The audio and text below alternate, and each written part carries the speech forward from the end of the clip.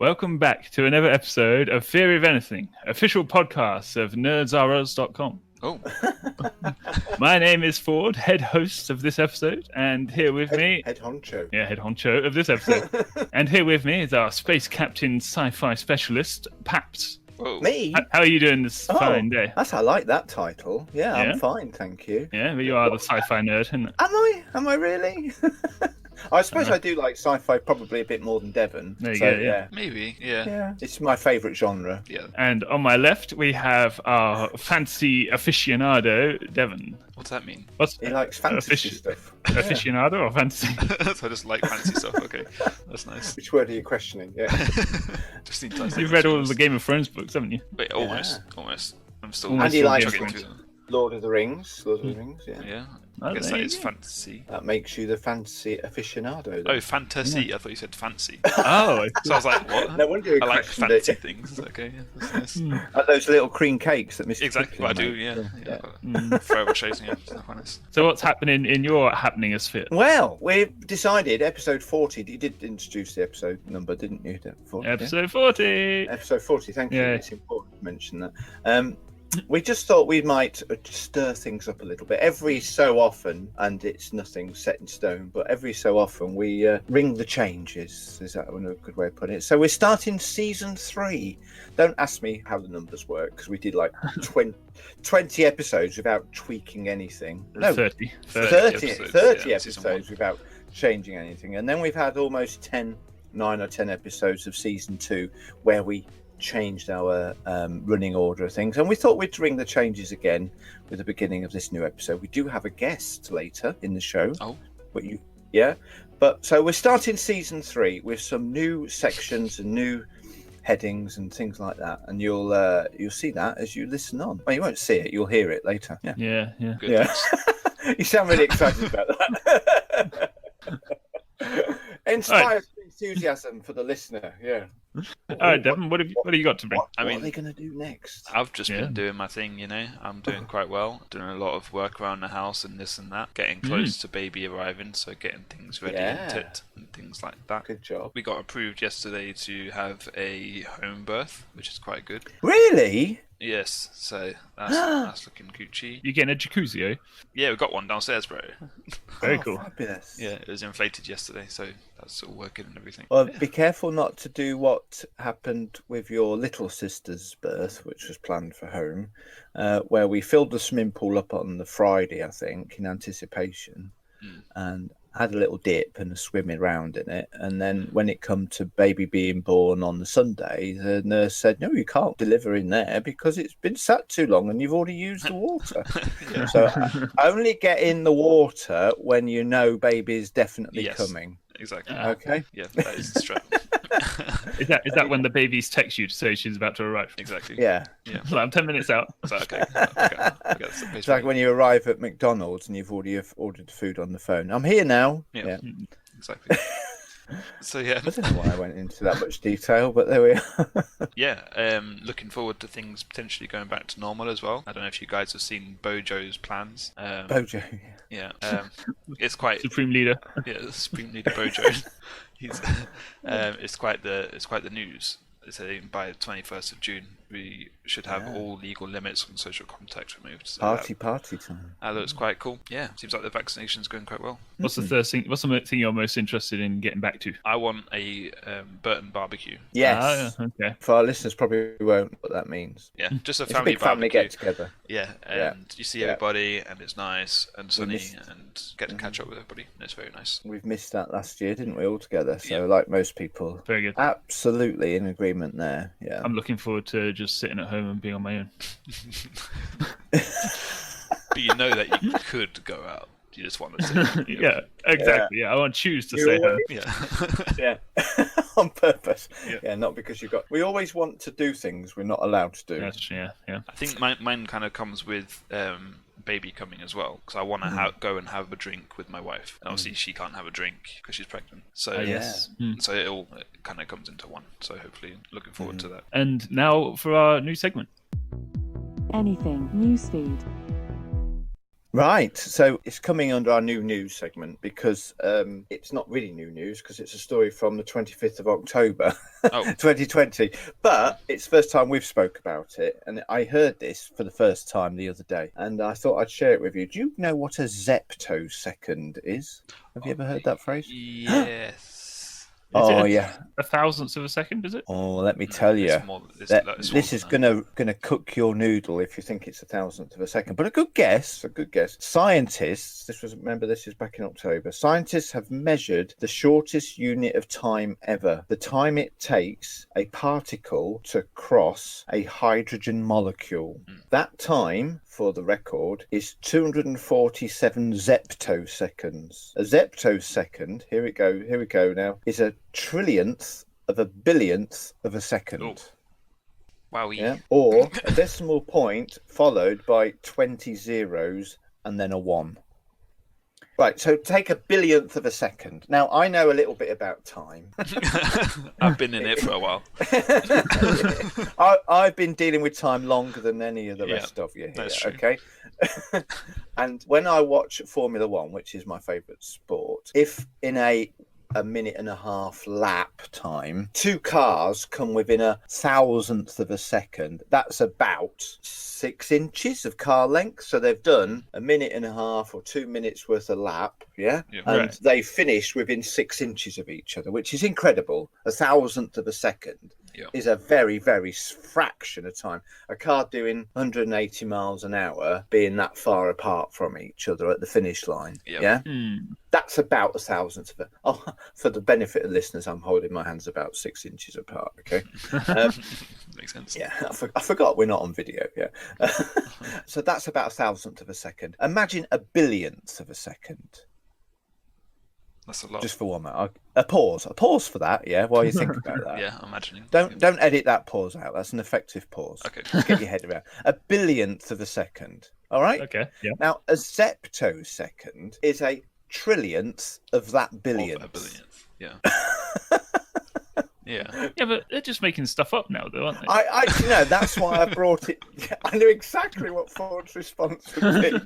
I knew he would say that, and I agree with you in a little way. I was thinking, how can they know that? Well, but they're saying that they actually measured it, though. That's the thing. Exactly. How can you measure that? It's something that's crazy small doing something that's crazy quick, and they've run the math on that. Yeah. Well, I suppose they've got some massive technology that's measuring. How do they do that? Atoms and things or whatever. The heck. It does frustrate me a little bit when they make these massive discoveries, but they don't really explain anything more than that. It's complicated. It's not consumable. It's too much for your little minds, people. You can't cope with this information. Just accept it. Yeah. Surely they could say we shoved this into that, and we got this fancy new gear that measures this, and that would be helpful, I think. Well, I was just blown away by that. I don't know how you feel about that, but you're saying that that's the shortest amount of time that anyone can measure, or has measured so far. But you said it was 200 and odd of those zeptoseconds. 247 zeptoseconds. So yes, it's a bit slower than I thought. But 200. Why couldn't you just have one? Surely that would be the shortest then. Like if you've already measured 240 odd of them. Why couldn't you have one? A zeptosecond is a trillionth of a billionth of a second. So we're talking about 247 of those. Right. Yeah. But that's the quickest event in human history. They haven't measured a zeptosecond. They've measured 247 of them, not a single one. Yeah. Yeah. Okay. So if it was 246 zeptoseconds, that would be the shortest measure of time. Yeah. Because they've only managed to get 247 measured. Yeah. So they're not saying that they're not saying that that's the smallest period of time possible. They're saying that that's the amount of time that they have been able to measure a difference in something. I see. Yeah. I suppose. Yeah. So we're not going to get new measurements of time other than zeptoseconds unless we can get it down to less than 1 zeptosecond, I suppose. A trillionth of a trillionth. Oh, I don't know. Anyway, that's enough of that. Is that all we got to say? Is that the only new news we've got? Well, I don't know if you want to talk about Mars. Go on then. Well, Mars is it? Yeah. We've landed on Mars, brother. Yeah, not for the first time, of course. No. Yeah, but there was We've absolutely actually new now news got about a working rover on Mars again, and that's really cool. Yeah. And they're like doing all sorts of really cool things, like drilling into the bottom, and it's like as soon as you drill under the first layer, it's all like grey rather than red. Yeah. It's like, oh wow, maybe it's just sun bleached. It's like, yeah, it's pretty cool. You say we're back on Mars again. We've got a rover on Mars again. Did the last one break down or something? Yeah. No, the new one's called Perseverance. Yeah. Perseverance. Yeah. You remember Percy from Thomas the Tank Engine? Yeah. It's a green one. Yeah, It's a green one. Yeah. Good. A green Mars rover. Yeah, with a smiley face on the front. Excellent. Lovely. Perseverance. Oh, dear. So the last one basically ran out of go-go juice. And yeah, that happened. What was it, a couple of years ago? And it was like, they sent a message going like, okay, switch off, goodbye. I can't remember the names of all of them, but I think this is the 5th attempt to land something on Mars, isn't it? Or rovers, anyway. They've landed landers on Mars before now, going way back to the Viking missions. I think they were. I stand to be corrected on that, but yeah, Viking missions happened in not the Vikings. It's got a massive catapult. Throw it up. Oh, this is getting worse. No, the Viking lander was a mission called the Viking, not sent by the Vikings. Okay. All right. I have been watching Vikings recently. Perhaps that's why it came to mind. Oh dear. Excellent. Wow. Yeah. Okay. You are. I don't know which you're more impressed by now. Anyway. Yeah, but that was good news about the lander. Yeah, the Perseverance one. Yeah. Yeah. I mean, that's just cool, isn't it? So. It was exciting to watch. Did you see the footage of the camera as it was approaching? I don't think it was so exciting on the actual moment because it was just like a countdown, really, and some audio. But they released footage later, didn't they? They did release later footage, which was very interesting to see the approaching landscape. Yeah, and it, like detached and then went down. As you could actually see the rover going down to the floor. Oh, yeah, really that cool. surface was really exciting to watch. It reminded me of playing Elite Dangerous, actually. Is this the work of Elon Musk or NASA? NASA. Just NASA. Oh, okay. This one, yeah, NASA taking the credit for this one. Yeah. It's about time they did something, isn't it? Yeah. No, it's good. I'm glad you mentioned it because I should have thought to mention it myself. It didn't blow up on arrival either, so that's good news. Yeah. It's doing what it should do, apparently. So it's good. Yeah. So they went up to Elon Musk there, then that's good. All right, on with our next segment. And now it's time for Watcha Watchin. Okay, so what have you guys been watching recently? On telly? On the TV, on your phone? On I haven't been watching much at the cinema recently, obviously. No, that's sad. I've got a couple of things I've been watching, and it kind of picks up on what we've just been saying. There's a great drama series, but unfortunately it's not available on many platforms, and it's called For All Mankind, and it's available on the Apple TV service. I don't know if any of you else or some of our listeners might have that. I would go as far as to say I would recommend getting Apple TV in order to watch For All Mankind. Wow. It's basically it's a TV drama, obviously. Season 1 began, I've seen all of season 1. They've just started showing season 2 now. Release one episode per week. Yesterday was release of episode 2. Basically, it's an imaginary future whereby the 1960s moon expedition took place, but the Russians got to the moon first. And it shows you the consequences of everything beyond that up to, I don't know, when the season 2, which is just beginning, actually takes place. But it's really, really good. I strongly recommend. Do you think there'll be many consequences for that happening? It's fun to see. It changed everything in terms of history, so it's like watching an alternative universe playing out with all our historical experiences, but in a different way because the Russians got to the moon first. I wouldn't have thought that'd change much. No, it did. The space race in this pretend imaginary future, the the space race didn't end with the Americans getting to the moon and then never going back again. We ended it with a moon base. We ended it with like a rivalry between the Russians landing on the moon and the Americans being on the moon. So who's going to have the rights to the resources? And there's several storylines that go along that route. And it's great. It's really well made. There's also, because the Russians got to the moon first, the Americans want to do the next best thing and send a woman to the moon. So it gets into all the women's rights stuff, which obviously in the 60s was a big issue. Yeah. Also, then the next thing was to end somebody of an ethnic minority group. So they want to send a black woman to the moon, you know. And so it was all those kind of milestones, if you like. They could have the prize of being the first person to land on the moon. So they wanted to look for other ways of making headlines, I suppose, to help with the funding of the project. So it does make for a great drama anyway. So if you can get Apple TV, anybody listening, I would strongly recommend that. So Devon, have you been watching anything interesting recently? Well, by your recommendation and by your command, I've been watching... Battlestar Galactica. I wish. The original series. Yeah. I've been watching a show called WandaVision. Yes. I think we have talked about it a little bit on the podcast before. It's a bit strange. Yeah, we've talked about it a little bit. Obviously, it goes off of the characters Wanda, who is Scarlet Witch in the MCU, and Vision, who is Vision in the MCU. Yeah, and basically, to cut a long story short, Wanda, in her grief of losing Vision in Endgame. Yes. Yeah. Infinity War. Sorry. Yes, Infinity War. Yes. Yes, that's what yes, I meant, no. but I got the wrong way around. Yep. Loses Vision in Infinity War and loses her brother in Age of Ultron. She basically takes over a town and reanimates everybody to make like a picturesque type fake life that's perfect. And it starts off in like I think it was a 50s sitcom, and everything's like perfect and everything's nice and amazing. And every really episode's weird a new decade. Yeah, really weird. With cliche jokes and stuff. Yeah, exactly. And every episode's a new decade of kind of show that they're putting on. And it's very, very interesting, and that kind of comes into my point later in our assignment chat as well.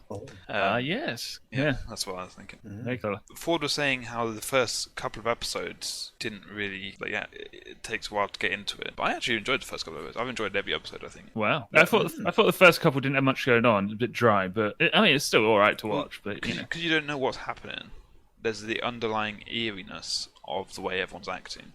And at the end of every episode, there's always like a weird moment where like the music stops and everyone's a bit real again, and then ends. So yeah, you're always waiting for that moment where a bit of reality seeps into the show.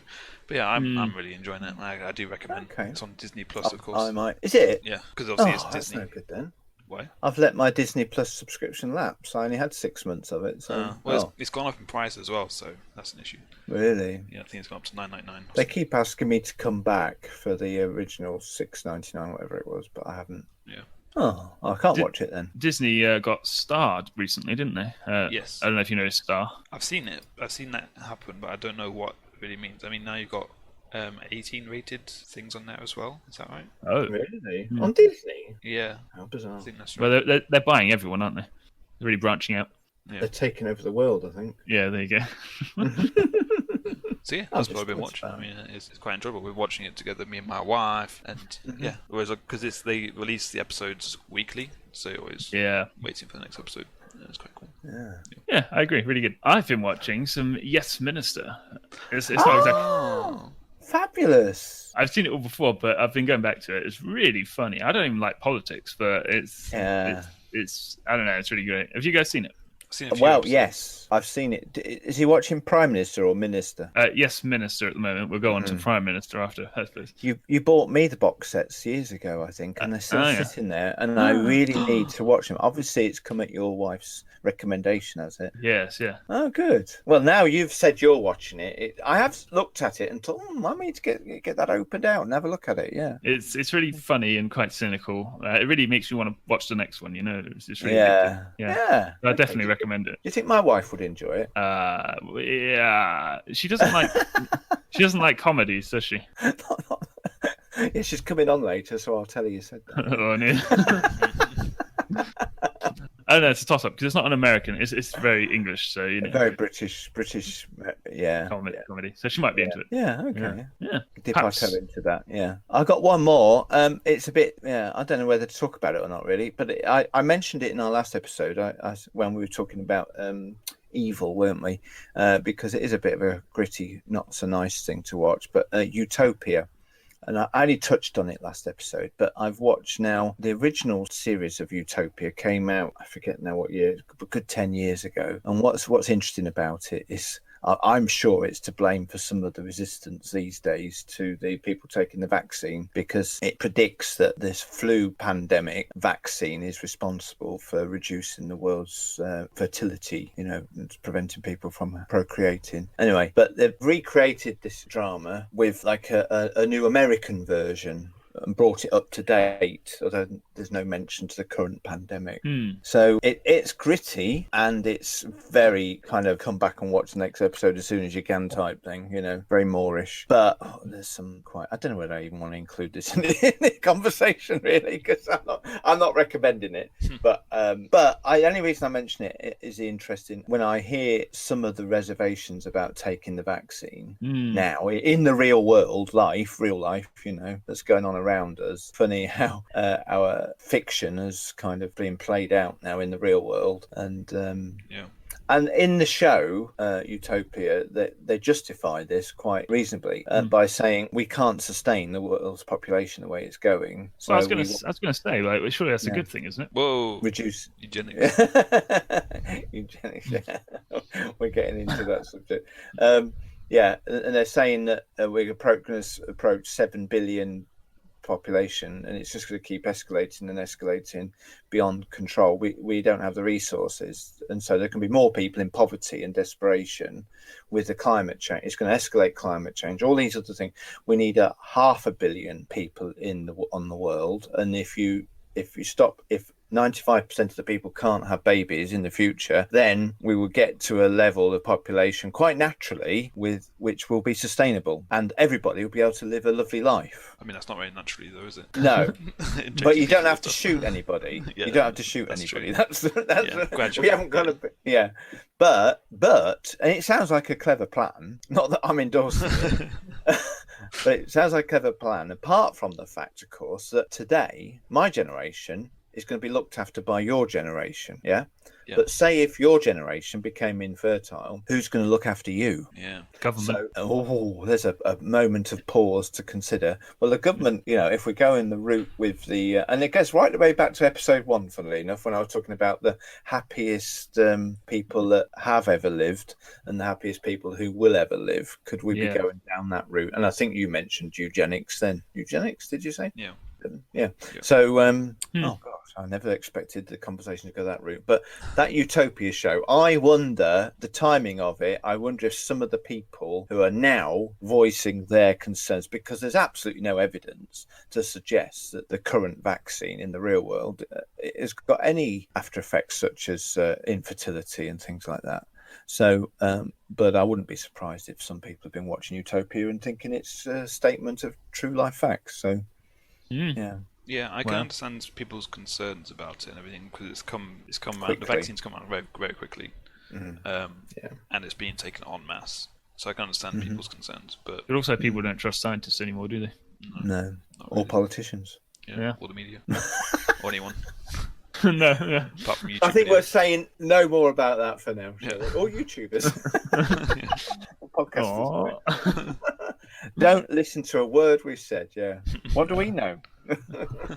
All right. Well, that's great. Shall we move on to the main segment of today's show? Welcome, special guest. So, for this episode, we have a guest to bring us our main segment. We have Christine. How are you today? Yay! Yeah, I'm fine, thank you. Well done. Brilliant. She was so popular way back in episode 10 when she last visited us that we re-invited her. So Indeed. What do you have to bring us today? Okay, so thank you for your welcome. So today I wanted to talk a little bit about forgiveness. So it could be a controversial subject. So I wanted to talk about what is forgiveness, but also what it isn't. So to start, generally people hurt people, full stop. That's a fact. Yeah. Sometimes that's intentional and sometimes it's unintentional. But at some point in our lives, all of us will experience emotional pain caused by something or someone because of an action or a verbal attack. So when a person gets hurt, that emotional pain is inside of them, and that pain sits there and it festers and it can grow into other emotions. So initially it just stays at the attack and that initial pain, but it can grow into anger or bitterness, even resentment, or several other emotions. And people generally hold on to that pain, and it could be possibly for a long time, sometimes because people just don't know how to deal with it. So the easiest thing to do is to push it away and try and forget that the actual situation occurred. Or they may not even know how or understand the full meaning of how to deal with it, or really don't even know what forgiveness is or how to forgive a person. And people tend to avoid forgiveness, really, so because they just don't want to remember, so they just try and push it away. So a common question most people say is, why should I forgive them? Why should I forgive that person? They don't actually deserve it. They hurt me so much. They don't deserve my forgiveness. And that's the main question, very, very common. So it usually tends to just sit there and people tend to forget it, but then they sit in that emotional pain, and like I said earlier, it can sit there and fester. So just really wanted to talk a little bit about what is forgiveness. Forgiveness is a conscious, deliberate decision to release feelings of resentment or vengeance towards a person or a group who has harmed you. So forgiveness is a choice that a person makes to forgive another person or an offence or something that is illegal or immoral. So forgiveness is also intentional and it's voluntary. So when someone actually forgives somebody else, they let go of their negative emotions, for example, vengefulness. So forgiveness can actually bring a kind of peace that helps you personally move on with your life. And then forgiveness can also lead to feelings of understanding and empathy and even compassion for the person that hurt you. Good. Also, there is a lot of power in forgiveness. Forgiveness means giving up suffering from the past and being willing to move ahead with a far greater potential for an inner sense of freedom, because the rewards of letting go of that pain has powerful health benefits, and they go hand in hand with that practice of forgiveness. So why should I forgive that person? They don't deserve my forgiveness, so why? Good question. It actually helps you move forward with your life. It's the start of that beginning of a healing process. It actually removes the anger and the malice which is in your heart. You're no longer giving someone else authority over your mind and your heart. And forgiving is actually for your sake and not for their sake. That's good. It's actually for you. Good point. So that's what forgiveness is. And before I talk about what forgiveness isn't, are there any questions first? Wow, there's a lot to think about there, isn't there, what forgiveness is? Yeah, I wondered, you mentioned very briefly health benefits. Like, do you have anything specifically in mind when you refer to that? Well, when you struggle with emotional pain, and you're angry or bitter, then it can actually cause physical problems to you, like if it's going round and round in your mind, lack of sleep, lack of appetite. It's not good for the inner person, really. So in respect of health benefits, anxiety is not good for your well-being. We're complete people, aren't we? Yeah. Emotional, physical, spiritual. There's a wholeness about that, isn't there? So absolutely. So if one of those aspects is out of kilter, then it will have an effect on the others, I guess. Yeah. Right. And also worrying. You're worrying about this. So worry, again, it causes anxiety. It makes you feel shaky.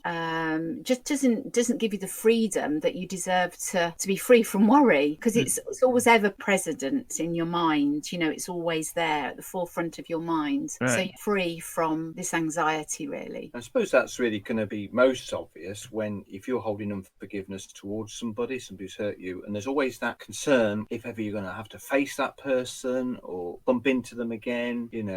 That's going to be kind of there all the time, isn't it? I suppose. Yeah. True. Any thoughts, Devon? Yeah, I was wondering if you think that it's possible to forgive somebody without actually ever talking to them again. Yeah, absolutely, Devon. Maybe the person that you intend to forgive maybe actually passed away, so they might not actually be here anymore.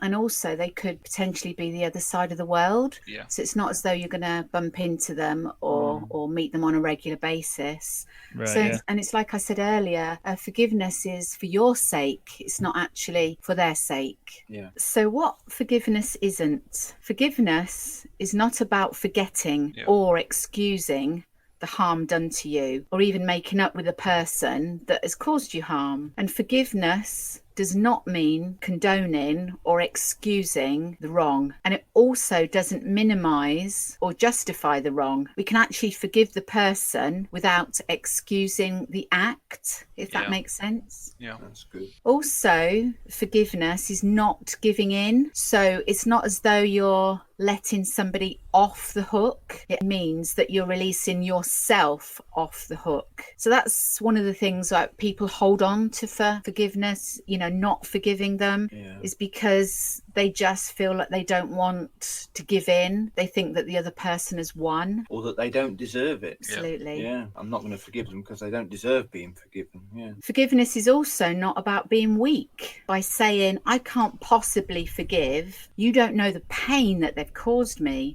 is actually giving permission for that person still to carry on and cause hurt more you. pain. Yeah. Yeah. Yeah. And forgiveness is also not about seeking revenge. So by truly forgiving a person, you're making a conscious choice that you forgive the act, the words, or that situation.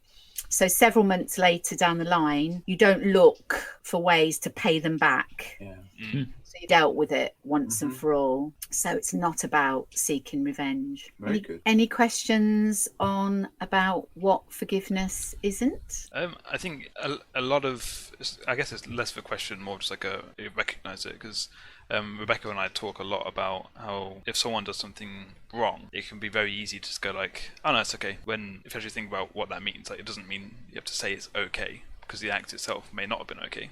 It's more like I do forgive you, rather than saying it's okay. So we try and recognize that and not say it's okay that you did this when it's not actually okay, even though you do forgive the person. Yeah, I guess it's about being honest. Yeah.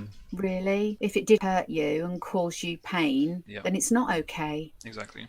Yeah. Every person deserves respect, and nobody, deserves to be treated harshly, attacked, whether that be in action or verbally. Yeah. Really, it did matter. It did hurt. Yeah. It's not acceptable. Yeah, but I still forgive you. Yeah. Yeah. Okay, so how do we forgive?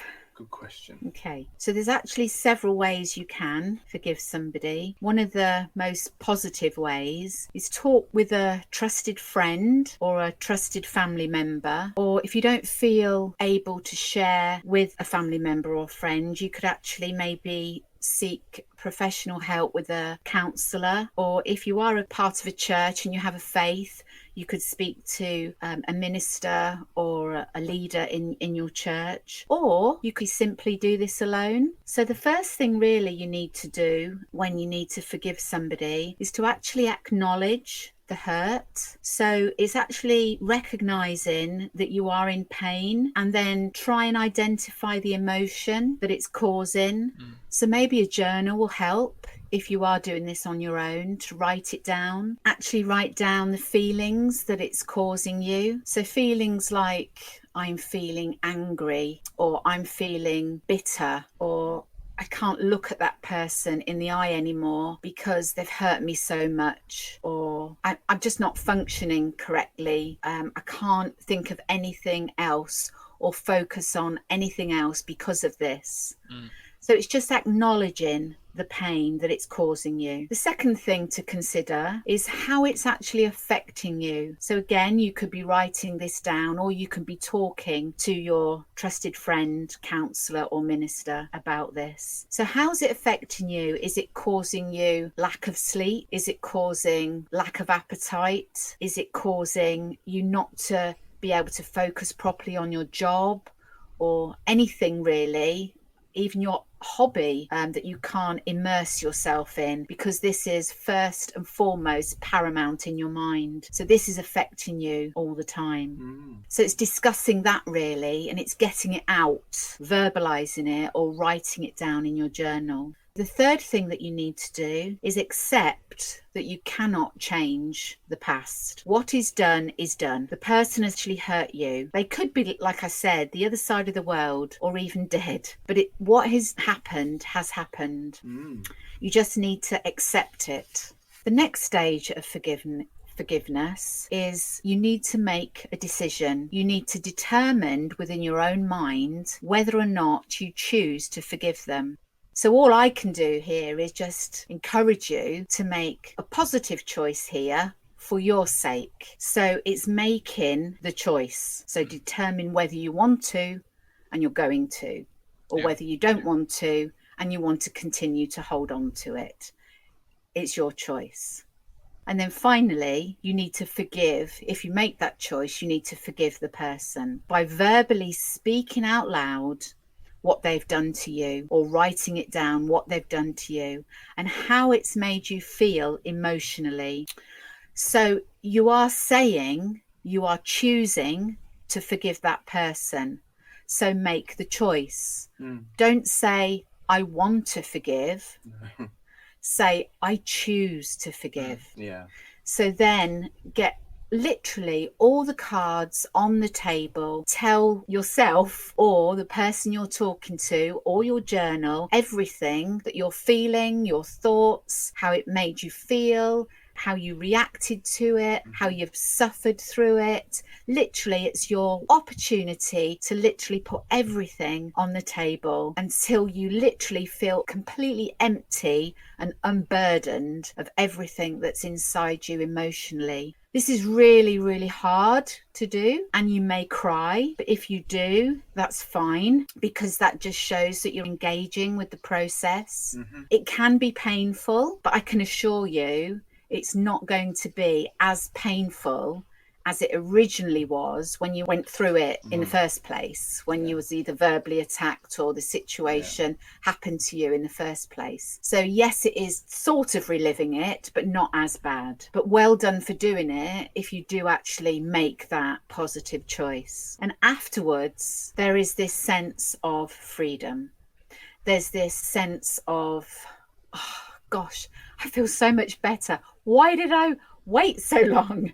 Why did I hold on to all that pain for so long? You may even feel compelled to speak to the person in question, if they are around, to let them know that you've actually forgiven them. But it's not necessary, because it's for you, it's not for them. But it is all about releasing the pain and that emotion for yourself and setting yourself free. You no longer have to suffer. And by doing this, you no longer will. That's fabulous. Wow. Yeah. Really good advice there. Yeah. I do have a personal testimony where I did forgive somebody. If we've got time, I could share it briefly. Yeah, let's do that in a moment. But Okay. before we do, I got a question really on that. How do you know if you've truly forgiven from the heart? What would you do? How would you know? Because sometimes I think I may have experienced this before. I think I've forgiven somebody, but then I still feeling something that's I know isn't right. Yeah, or it comes back again. Yeah. Yeah. Okay. So how would you advise somebody to know that the forgiveness process is complete? Okay. If you still feel anger towards the person after you've gone through the process, then you haven't truly forgiven that person. Another thing you can do after you've gone through the process, if you have a faith, you could pray for that person and pray a blessing on that person. Yeah. God can actually help you to do that. Even if you're not a Christian, you can still share goodness towards them them. Wish them well. Wish them well. Yeah. And don't wish them any harm. Yeah. If you can't bring yourself to wish them well or pray a blessing over a person, then you haven't fully engaged in that process, and you've still hung on to some bitterness and some pain. So then I would just encourage you to repeat the process again. Keep going. Yeah. Really, until you feel that total freedom, and you don't feel any pain from that person again. That's good. You have truly forgiven them. Interesting. It seems like it takes a lot of conscious effort to get to not only go through that process, to actually recognize and start that process. You've actually got to think about these people and the wrong things they've done to you, and actually recognize how it makes you feel right now actively. It seems like it just takes a lot of, as a conscious effort on your behalf. Yeah, I perhaps jump in there. I think that is all part of the process of being completely open and honest with yourself, isn't it? So if you can unburden yourself of anything that might be going on inside, and I think that idea of talking or writing it down about it is that it's so critical in the terms of being completely honest. I think another thing really to bear in mind, Devon, is that if somebody hurts you, it's very easy to say a few words, okay, I forgive you. But by engaging with what is actually going on inside you emotionally, by identifying the pain and what emotion it's causing, either anger or bitterness, and then how it's affecting you, you're engaging with your inner self really, and how this has actually really caused the pain. So you're not just putting a plaster over the pain, you're actually almost looking into the cause of what's causing the pain. So by identifying the emotion and acknowledging it and considering how it's affecting you, truly being honest with yourself and dealing with those and those emotions and confronting them really. It's a big issue, isn't it? Yeah. It's an important issue. Absolutely. Absolutely. It's worth addressing that time and effort to make it. Yeah. You want to be totally free from the pain. Yeah. So by just saying I forgive you may not complete the process. You may feel several months down the line that actually I still feel some pain towards that person. Yeah. So you hadn't fully engaged in the process. I did have a question, but I don't know how on point it is. I was thinking about the unforgiveness state, and I was wondering what you thought about, because I've heard before that unforgiveness in your life can hinder God moving in your life, healing or whatever. I wondered if you thought that was true, and generally what you thought about that. Yes, from a Christian perspective, harbouring unforgiveness is definitely a blockage in your journey with Christ, because Jesus gave us the Lord's Prayer, and in the Lord's Prayer it asks us to forgive others, because Christ has forgiven us. So really it's a blockage in our Christianity, and if we don't actually forgive those that have hurt us, then we can't really move forward in Christ. So it's not that God will stop working in our lives, it's just that we won't be as fruitful and as productive because we're holding on to bitterness, and it's not an attribute of Christ. God is good. Everything in him, it's full of goodness. There's no anger, there's no bitterness, and all the fruits of the Spirit. We should be the example of Christ. So by carrying on in anger and bitterness, how can we be an example of Jesus in other people's lives? I was thinking that about the Lord's Prayer. It says, forgive us our sins as we forgive those who sin against us. And sometimes it says trespasses. And if you're not forgiving others, that might not be very much that God is forgiving you. I know that's a controversial thing to say, isn't it? But just straight from there, as we forgive those who sin against us. So we're asking God to forgive us to the same amount that we forgive others. That's a big thing, isn't it? Absolutely. Yeah, it can be a huge hurdle and a big barrier in our Christian walks. If we don't have this dealt with. Absolutely. But even if you're not a Christian and you don't have a faith, it's still important. It's still important that that you live your life free from pain. Yeah. So it is going through the process, engaging even through a secular process, by wishing well on those that have hurt you to set yourself free. And I think as well, just as you've said that, I think we can see it. You can probably see it, and I don't mean this in any disrespectful way to anybody. If you meet people, sometimes they look older beyond their years, don't they? And if do you know what I'm going to say? Yeah. I think when you get to know people who you find out they're 50 but they look like they're 70, and you realise on speaking to them, there's a lot of anger in them still. It can actually, which going back to what we were saying at the earlier part about the physical effects of unforgiveness, this can be one of them, can't it? Absolutely. Yeah, it can age us before our time. Yeah, whether you're a Christian or not. Okay, if we've got time now, then can you share that testimony that I know has impacted a lot of people, including me, of what forgiveness has done in your life? One example, anyway. Okay, yeah. So I am a Christian, so I do have a faith, and we was at church. And we were going through a course. It's called the Freedom in Christ course. And part of that course, it talks about forgiveness. As we went through the process, I identified that there was a few people that I needed to forgive. Now, one of the person that I chose to forgive was a person who bullied me when I was at school. It was in my secondary school years. So it was a long time ago, over 30 years ago. This person bullied me for my size. I was 14 and 14 stone. So for about 5 years, I was taunted, bullied, kicked, spat on, etc. And my whole secondary school life I lived in fear. So on this particular day at church, I chose to engage in this process, as I shared earlier, and I chose to forgive this person.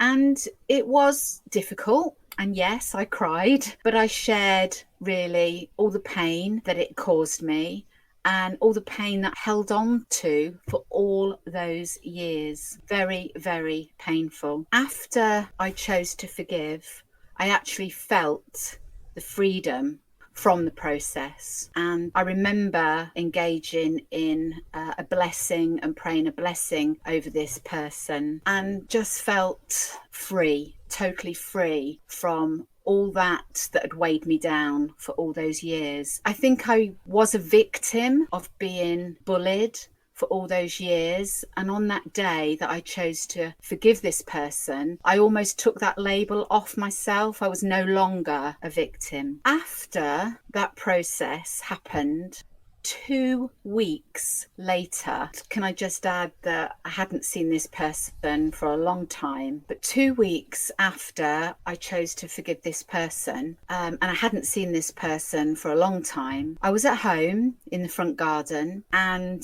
I was cutting my hedge, and I was conscious of somebody walking towards me, and I looked up, saw the person that hurt me all those years ago walking towards me. I recognized them and they got closer and closer towards me. And I actually looked at them. I felt no pain. I felt no hatred. I actually felt fine. And this person stopped, spoke to me, and I responded. And we ended up having a 15-minute conversation about family and children, and even grandchildren. And it was absolutely incredible.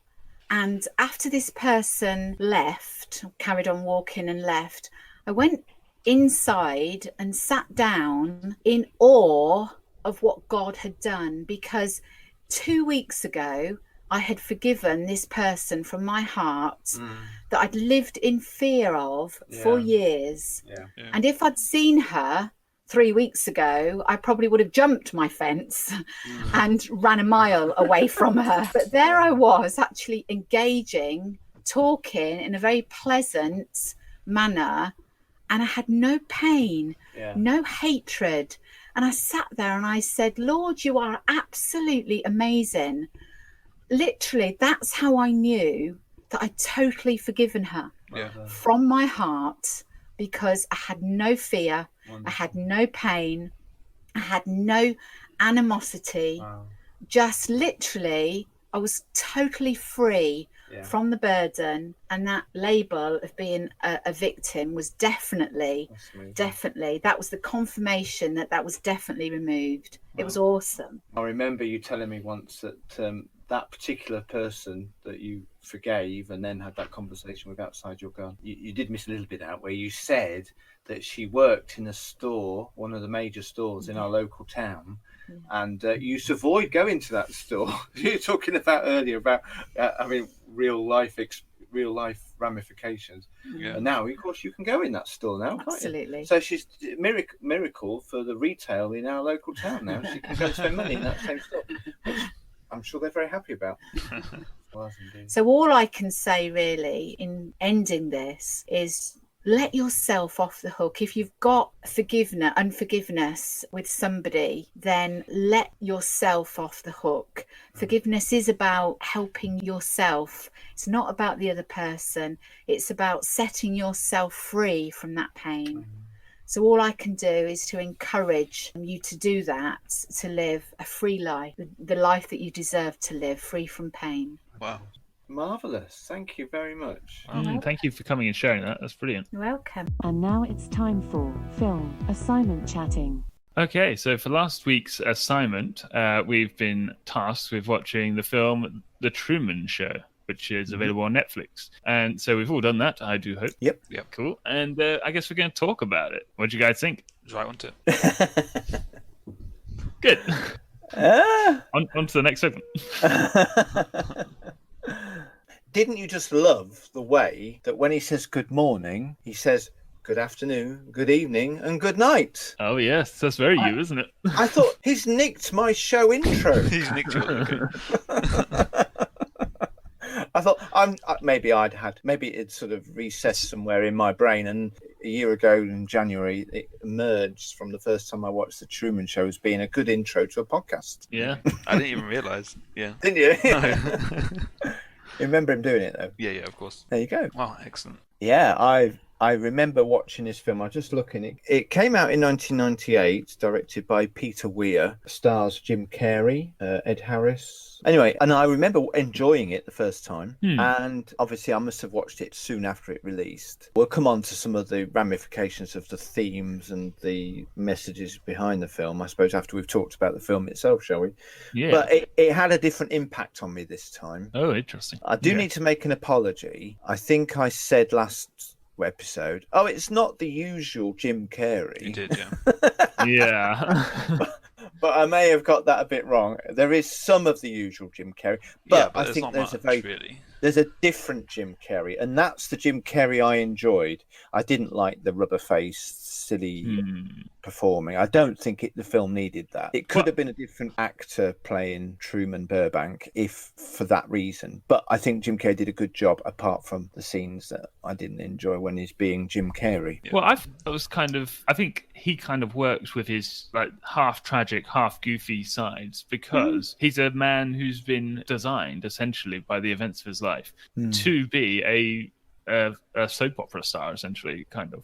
Without realising it, yeah. Without realising it. So he would be goofy in some respects, I think. Yeah, rather animated. Shall we talk about what's the premise of the film? Come on, you tell us, yeah, because some people might not have seen it. Sure. By the way, if you haven't seen it, we're going to spoil it for you now, but it might also make you want to watch it. Yeah, spoilers coming. The Truman Show is about a man called Truman Burbank, and it's about his show, basically. He was born and grew up and lived in a huge bubble that was manufacturally created to be a show on TV, basically. That's about his life. He's completely unaware about this, and everyone else in the bubble is aware about this, aware of this. The whole film basically is about him discovering that he's in a show and his whole life's a lie, and the actors and the producers trying to cover it up and trying to keep him in the show, basically. I really like the fact that they started with the premise. They didn't wait for us. They didn't give us time to sort of figure it out with him. They sort of opened with it. Yeah. Because I came to the film knowing what it was about, and so I was a bit like, I'm going to have to wait half an hour for this film to get started because they're going to introduce it to me slow. But no, they started with it. It wasn't a big reveal, that's what I'm saying. I didn't know what it was about at all. But, did you not? Yeah, so I was like, am I supposed to know what's going on? Like, because it didn't gradually feed it into you. It was just like, this is how it is. And I was like, oh, okay. Like, does everyone know? But the layers the layers came in, didn't they? Gradually, Yeah. when the manipulation of the people around him and things like that, and the little radio messages and the actors around him guiding his day, if you like, that was revealed in a really clever way, I thought. Yeah. But also that happened pretty quickly. It didn't wait half the film before he started to figure it out. He starts near the beginning, and it takes the entire film for him to go on that process. Yeah. Which I quite enjoyed as well, because, you know, no one wants to sit around half the film waiting for him to start in his journey. It was a classic old American adventure film. Obviously, it was a comedy as well, but it was an adventure that you want the protagonist to be able to, overcome all these obstacles that's coming in his way. And obviously, there is a lot of obstacles, like quite physically, when he's trying to leave the town or something like that. Things just keep coming at him. He gets suspicious and he tries to leave, and the people in charge just won't let him. Cars will drive out in front of him and stuff like that. Yeah, and the random fire in front of him. Nuclear power stations blowing up, things like that. Yeah, just little things like that. Yeah. I got a distinct feeling it was very sort of Hunger Games / The Island. Did you guys watch The Island? Yeah. Where they're in a fake world essentially. Yeah, it felt very much like that, and it's like because the people in charge have complete control, they can affect the weather, they can affect anything. You know? Yeah, it was very Hunger Games-ish as well. I quite liked it. And I also enjoyed the clever product placement as it begins. You know, we're gradually being revealed to all these obvious, very obvious. Yeah.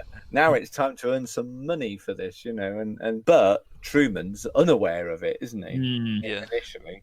And he's lived that life being surrounded by products that are for sale. Yeah. So halfway through a conversation, his wife will turn around and say, "Would you like some coffee?" Yeah. That would work against the producers in the long run as well, because they're having an argument, something that's very like nasty and very like intense, and then obviously it's like, oh no, it's product placement time.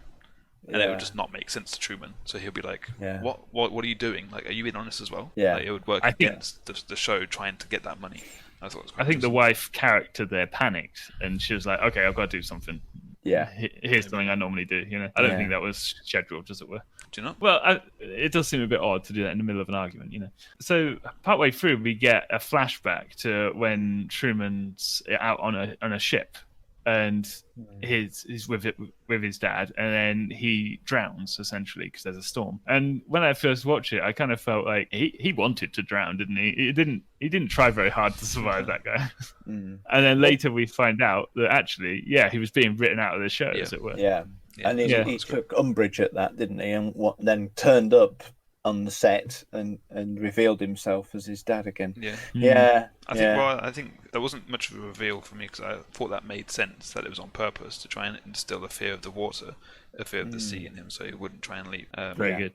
So I just assumed that from the get-go, and I thought it was actually quite a good mechanic of the show. As he was figuring out that he's in a fake world and whatnot, and he can't leave, it kind of made me feel claustrophobic just sort of watching it. It was a really weird experience. Yeah, because he's constantly trying to eventually he starts to really constantly try and get out, and he just can't, and it's like, oh dear. Yeah. I mean, there's some bits of it I thought were a bit poorly done from a filming perspective, and that wouldn't have much, but the plausibility was questionable. But even in that setting, it's an implausible setting, isn't it? But there's some scenes which I thought, I'm not sure. But I don't think that's the important thing for us to talk about in this time that we've got.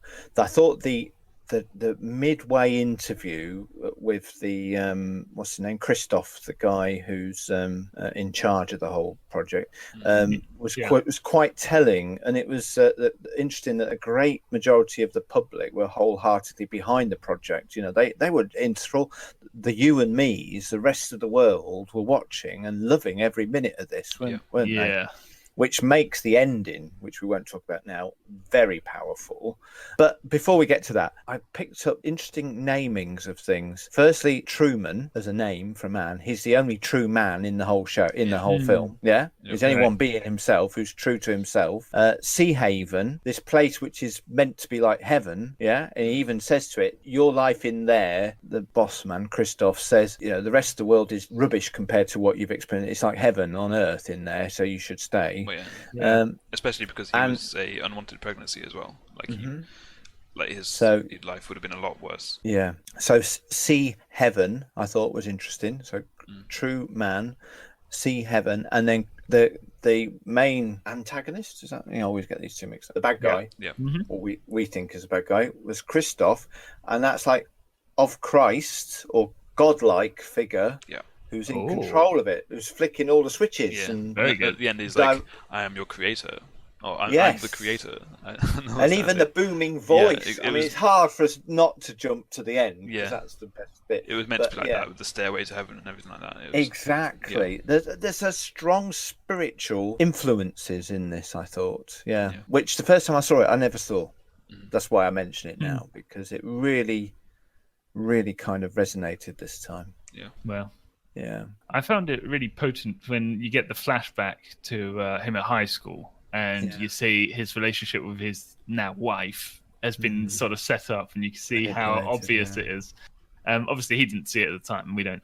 At that point, he doesn't get it. But we're seeing that he's actually interested in this other girl, and yet his wife, who they've hired to try and get into a relationship with him, it just forced herself onto him, as it were. Yeah, really, because she had her fingers crossed, didn't she, for the photographs? Fingers crossed in the photo. The wedding photo. Yeah. The other thing that I've also noted was that the only real thing in his life was his love for this other girl. Yeah. Wow. Yeah, the girl who he made the collage of with the photographs, the one that they didn't want him to love. Yeah, that was interesting. So the father breaks back into the show, and he shows up, and Truman sees him, and he's like, "Whoa, what's this?" And then they drag off the father, don't they? Because he's not supposed to be there. Yeah. But then they reintroduce him later in a part of the show and give him amnesia, as it were. I love the fact that that's when we zoom out and we see the production team with the music and the guys playing the piano, and they raise the sound, and it's all so dramatic. Yeah, and orchestrating the entire reunion. And that's the point where we see it from their point of view, and it's like, whoa. I found that really, really good. Disturbing as well. It is. It's quite a moving film, isn't it? Yeah. Have you got anything else to say? Because I wanted to move on. I was going to quickly mention Truman's best friend. What was his name? Marlon? I think so. Yeah. Yeah. Obviously, he grew up with this guy, and obviously Marlon knows that it's a show, but he's had all his childhood memories, and he is Truman's best friend. So there's a moment in the film where they're talking about whether Truman is actually going mad, or if it's all real or whatever, and you can see that Marlon's really struggling with, like, he's my friend, like, he's my actual friend, like, I want the best for him, but I'm also, this is my job. So I thought that was actually a really good touch as well, and you could actually really see the struggle. That didn't come across to me. I thought he was just being an actor. As far as I could see it, he was just faking it the entire time. Really? Yeah, I mean, maybe you're right, but I could just see his two faces. That talking about that is. I thought that scene. Sorry, you talk about the scene when they're sat on the end of the dock and drinking beer, and he tells him, "I would never lie to you." Yeah. But he's been given that instruction in his ear, hasn't he? I don't know how he didn't see the text. Because Christoph tells him to speak this line, and you could see almost, I don't want to say that to him because it's not true. Yeah. So I think I did. So he's still saying what he's been told to say, but you can see that he's not wanting to say that, and he's wanting to, I don't know, tell the truth. I feel there's a big conversation, we haven't got time to have it all now, about what it's really saying, bearing in mind that it was from 1998. And that was a very different world in 1998, but it was almost a foretelling of the world in which we live in today, 23 years later, when much of our lives are being controlled by media, where self-broadcasting and today's sharing culture, but we are conscious participants in that, and we're playing our own part in that often. I mean, I'm not saying necessarily we are, whether we are podcasters, but we you see it all the time with, what's the apps that you film yourself doing Twitch. Things? Twitch is one, but all the youngsters are dancing on and things. TikTok and all that culture, but they are in a similar way to how individuals' lives have become entertainment for others, but with a key difference is that they're playing their own part, how they want to be portrayed. And some of these TikTokers and Twitchers are very conscious about how they want to be perceived. They're making an effort to portray themselves in a way that garners love from other people. Yeah. So there's a difference, but there's quite a similar kind of tone to it as well, and also how reality TV and and social media have come to dominate our lives today, and how people who I call them oversharers, who blurb their whole lives out over social media, oversharing, think that the whole world revolves around them. You must be interested in what I'm having for my dinner. Yeah. Why don't you want to see this photograph of my food? And I don't wish to offend anybody who does that, but because I think my wife likes to do that, so but you know what I mean. There's that sense of this is turning real life into entertainment. And there's a danger that it dehumanizes people. That's the thing that I worry about. It dehumanizes people. Sorry. A criticism I think I have, maybe you guys can talk me through it, is the reaction of the audience. I find it quite strange because they've been on board with, so during that interview earlier, we hear that only a minority of people object to Truman being manipulated like this. The world at large is on board, and yet when he's getting out, they're all cheering for him. I was surprised at that. Surely they should be concerned that this isn't going the way we want it to. I would have thought anyway. Do you think that? Well, that's the end. We'll talk about the final line of the film in a minute. But I think that's the end for Truman. They are invested in Truman himself. So rather than thinking that, I want to see a lot more of Truman, it's like, I've grown up with this guy, I want the best for him as well, or I want to see his adventure complete type thing. And I think they're just so engrossed in the entertainment that's being fed to them, they don't actually think too much about whether it's right or wrong. They're like, oh wow, he's getting to this is like the end, like this is I don't know, like a season finale, as it were. Yeah, exactly. The climax of the season finale. They don't protest to it happening, but they still get excited about the finale. I don't think the majority of the people are enjoying the Truman Show. They've bought the cushions and they've got the calendars in the background. They fall asleep to it and everything. I wrote this: the viewers in the film are part of the monstrous exploitation of another human being. Without realizing it. Right. And are we the same when we sit down and watch Britain's Got Talent or yes, or something like that? Well, are we monstrous for watching Britain's Got Talent and The Voice? Well, I don't watch The Voice and Britain's Got X Factor and those sort of shows. Big Brother, it's very reminiscent of Big. And this film came out before Big Brother, I believe. I'm sure it did. Wow. The TV show that was launched in the UK whenever, I can't remember now, but I'm sure it was in the 2000s. Since you mentioned the people in the show who are watching the show, how long was that Italian guy in that bath? Yeah. I mean, it cuts back to a guy watching the show, and he's in his bath just watching. It cuts back to him like 10 times. And he sleeps in his bath. He's just always in his bath. He sleeps in his bath. It's like, wow. He needs to get a job. Well, like those two old ladies, they just slept together on the sofa watching. Yeah, because they're asleep. Like everyone that's all they do is watch him. Wow, that's weird. Yeah, I do wonder what the real world in that world looks like, because the God character, he's all like, the real world's no good for you, and we never see the real world, really, do we? Well, we see a bar scene, we see the people's living rooms and the bathroom, and but that's all we see. Yeah. But is it like a post-apocalyptic world where really no one does anything but watch TV? But we never really know. Yeah, that's the interesting thing. The two security guards watching, obviously totally engrossed, and that, for me, that we might as well begin to wrap up, I suppose. The most interesting line is the very end, when the two security guards, it says, okay, well, what should we watch now, or what's on next? Let me get the TV guide.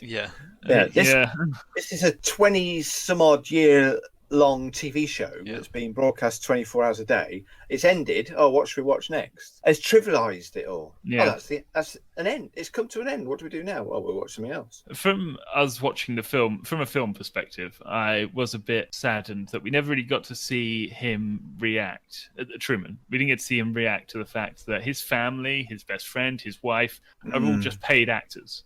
He never really goes, oh wait, those relationships are fake. He holds on to them for so long, like with his best friend. Like everyone, his wife and his best friend, he thinks that the entire town is fake, but his wife and his best friend are real. He holds on to that for so long because he just has to.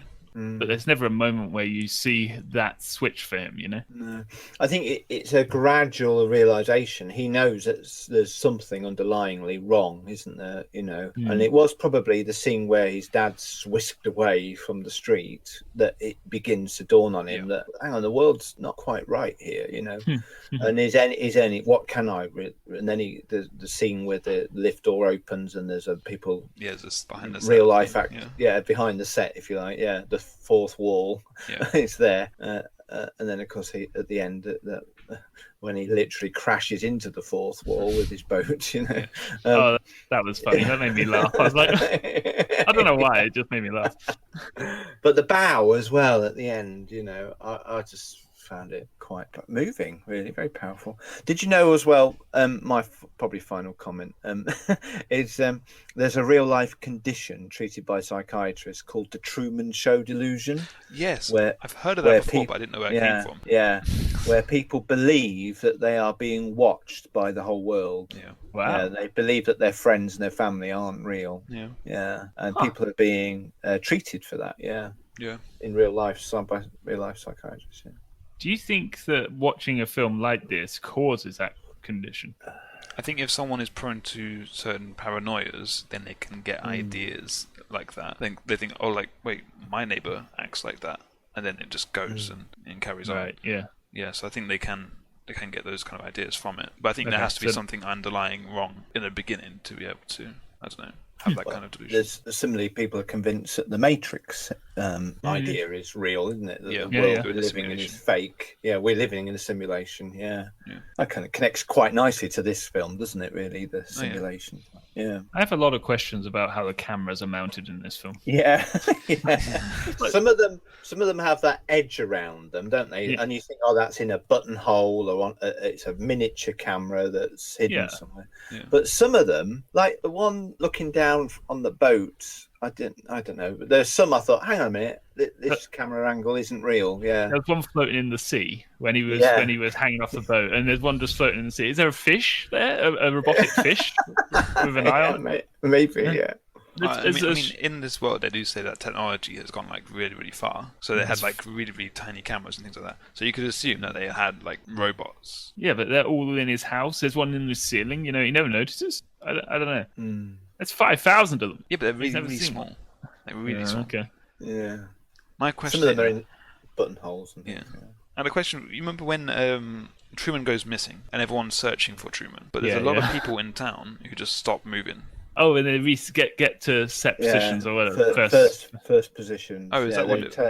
So there were still just actors just waiting to. Yeah. Right, because I was like, there's a lady like half like in mid stride, and she's stopped. Yeah. I was like, I thought that was a bit odd. Yeah. I was like, are they robots or something? Like, I thought the search party scene was a bit ridiculous. Everybody like linked arm by arm doing the searching the streets. You don't need to be. That's one of my little quibbles about it. Yeah. So you've picked up on two of the things. That was a bit stupid. But I think the producer was a bit over the top.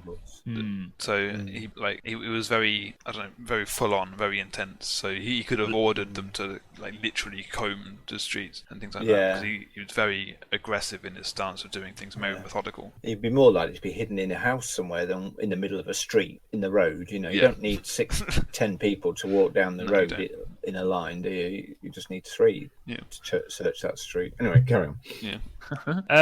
So we'll wrap it up then. I really enjoyed this. It was really easy to watch, I think, and before I knew it, the end was happening. You know, I thought it was really smart as well. Looks like a really nice place to live as well. I'd like it.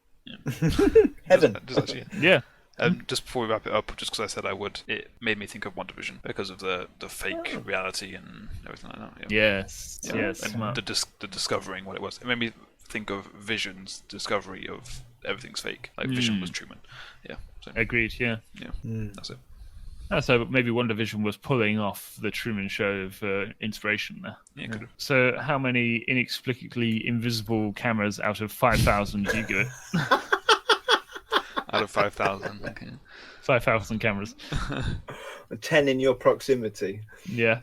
I loved it. I did enjoy it. I loved its concepts, its thought-provoking ideas, and in a way it was almost foreshadowing some of the things that we're experiencing in our current day lives. You know, we're probably always on camera these days, aren't we? Somewhere, Right. And also the world is watching type thing, Yeah. So I'm happy to give it an 8. I think, 8 out of 10. Yeah, 8 out of 5,000. I had a few quibbles over some of the little details, like we've mentioned about plausibility of cameras and people searching this neighborhood. Really, those are my only 2 quibbles. So out of a film like that from 23 years ago, I think it deserves a good strong 8, maybe out of 10, not out of 5,000. Fair enough. Yeah. So what's 7.5? Is it 3,750 out of 5,000?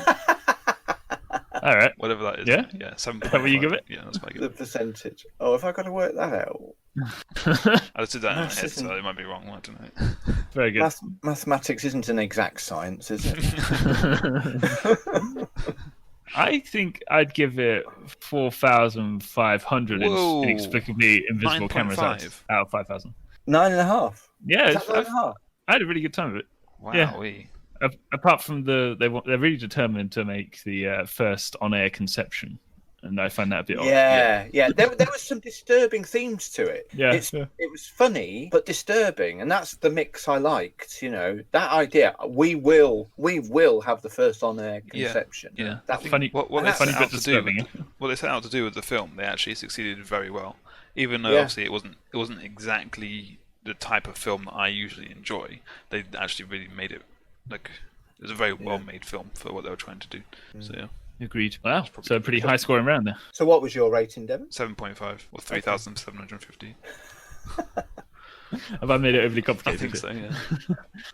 So Probably 8 is 8 is 4,000. No. 4,000. Yeah. 4,000 out of 5,000. Yeah. On with the show, I guess. Let's set your next assignment and say, Hasta la vista, baby. Now, thanks to COVID, we can't pop down to the clubs and review their music like we would usually do, can we? So we're gonna have to find me there every Saturday night. Yeah. Yeah. So we're gonna have to the latest banging tunes. Yeah. So we're gonna have to do it on our phones, unfortunately, or some such. You guys got any thoughts about what we want to listen to? Well, I suggested lots of 80s music that you don't want to listen to, so we're going to go with one of your suggestions, aren't we? Or a listener's suggestion, aren't we? Well, we have been recommended Yes. an album by a listener, and it's Alt J. That's ALT-J, An Awesome Wave. So lovely. what's the artist and what's the name of the Alt album? J is the artist. Artist, and yeah. Awesome Wave is the album, I'm pretty sure. Okay. I have no idea what it's like, but yeah. Do we even know what genre this is? No. Oh, okay. Lovely. A surprise to us all. Yeah, exactly. Like that's hitting the idea, random. Yeah. It's a true random chat. It's not random chat. It's our new assignment. Should we choose to accept it? A little bit Ethan Hunt, Mission Impossible. Yeah. Yes. Let's hope it doesn't. Let's hope it doesn't explode as soon as we've listened to it. Jolly good. Devon, Paps, you like this show, don't you? Yes, right. I've been known to listen to it. Yeah. And you're absolutely desperate for a way to show the world that you like it, aren't you? Yes. Yeah. Well, I'd like to tell you about a little button you see that's just below the screen, and you can slap it, and it's really good. Let me have a little look. Is it the dislike button? Yeah. No, it's next to the dislike button. Oh. So Yeah, if you'd like to do that, that'd be great. I'll have a look at that later. Yeah. Yeah, great. So, listeners, you can get in contact with us if you like, and comment on anything we've talked about, and maybe even give us some suggestions for future topics. You can contact us in any of the formats in the description below. Thanks for watching. Thank you very much. Sorry about all that. Well done. The show in general. Sorry, don't have to apologise to people. Oh, well, okay. So until we meet around the microphone again next time. Bye. Bye. It's me again. I've just popped back on the podcast just to talk to you for a few minutes longer. For those of you who may have been with the podcast for a while, you'll remember that at the end of episode 20, Devon gave people the opportunity and invited people to think about becoming Christians. And so we thought, as now we're on episode 40, it seems a good time to give that same opportunity. So if all the conversations that you've heard throughout the episodes have given you any pause for thought and thought, I would like to become a Christian, but not really sure how, then I just wanted to give that invitation now. It's very simple, really. It's just a prayer. And it's really based around the idea from a passage in Scripture from the book of John, chapter 3:16, which says, "For God so loved the world that he gave his only begotten Son, that whoever believes in him will not perish, but have everlasting life." That's a promise from God, from him to all of us. So I'd like to share this prayer with you. And if you feel that you're ready to say this prayer and mean it in your own heart, then please follow the words after me, either out loud or just in your own thoughts. Lord Jesus Christ, I am sorry for the things that I have done wrong in my life. Take a few moments to ask for his forgiveness for anything particular that is on your conscience. And if you need to, you can pause the podcast while you do that. Please forgive me. I now turn from everything that I know is wrong. Thank you that you died on the cross for me, so that I could be forgiven and set free. Thank you that you offer me forgiveness and the gift of your Spirit. I now receive that gift. Please come into my life by your Holy Spirit to be with me forever. Thank you, Lord Jesus. Amen. Now, if you have said that prayer and for the first time, or recommitted yourself and said it again for the first time in a long time, then why not get in touch with us on the show contacts? You've heard them already, and tell us. We'd love to hear from you. And in the meantime, of course, a good thing to do is to seek out a Bible. There's some great Bible apps available to download on your phone or your tablet, and it's no excuse these days not to be able to find the Word of God, the Bible, easily. So please go ahead and do that. We recommend that to you. So God bless you, and thank you for taking the time to listen. Bye.